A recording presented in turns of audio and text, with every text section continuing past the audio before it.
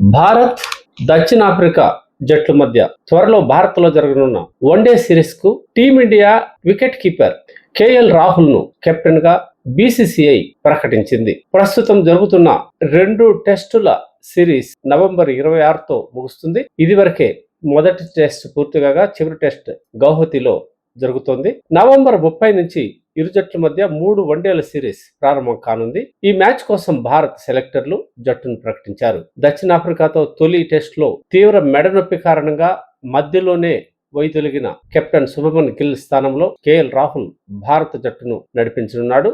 శుభమన్ గిల్ కు విశ్రాంతినిచ్చి ఆయన స్థానంలో కేఎల్ రాహుల్ ని తీసుకున్నారు. దక్షిణాఫ్రికా ఏతో 3 అనధికార వన్డేల సిరీస్ లో మంచి ప్రతిభ కనపరిచిన రుతురాజ్ గైక్వాడ్ ను భారత జట్టులోకి తీసుకోవడం విశేషం. సౌత్ ఆఫ్రికాతో జరగనున్న 3 వన్డేల సిరీస్ కు సెలెక్టర్లు ప్రకటించిన భారత జట్టులో రోహిత్ శర్మ, యశస్వి జైస్వాల్, విరాట్ కోహ్లీ, తిలక్ వర్మ, కేఎల్ రాహుల్ ఈయన కెప్టెన్ మరియు వికెట్ కీపర్ గా వ్యవహరిస్తాడు.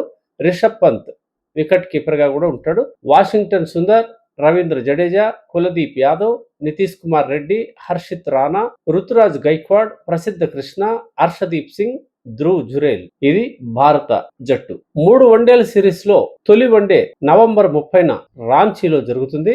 రెండో వన్డే డిసెంబర్ 3 రాయ్పూర్ లో జరుగుతుంది. మూడో వన్డే డిసెంబర్ 6 విశాఖపట్నంలో జరగనుంది. ఇప్పటికే దక్షిణాఫ్రికా జట్టు మొదటి టెస్ట్ గెలిచి సిరీస్ ఆధిక్యంలో కొనసాగుతోంది. ఈ రోజు రెండో రోజు ఆట ముగిసే సమయానికి పటిష్టమైన స్థితిలోనే దక్షిణాఫ్రికా కొనసాగుతోంది. ఈ టెస్ట్ ముగిసిన అనంతరం నవంబర్ 30న వన్డే సిరీస్ ప్రారంభం కానుంది.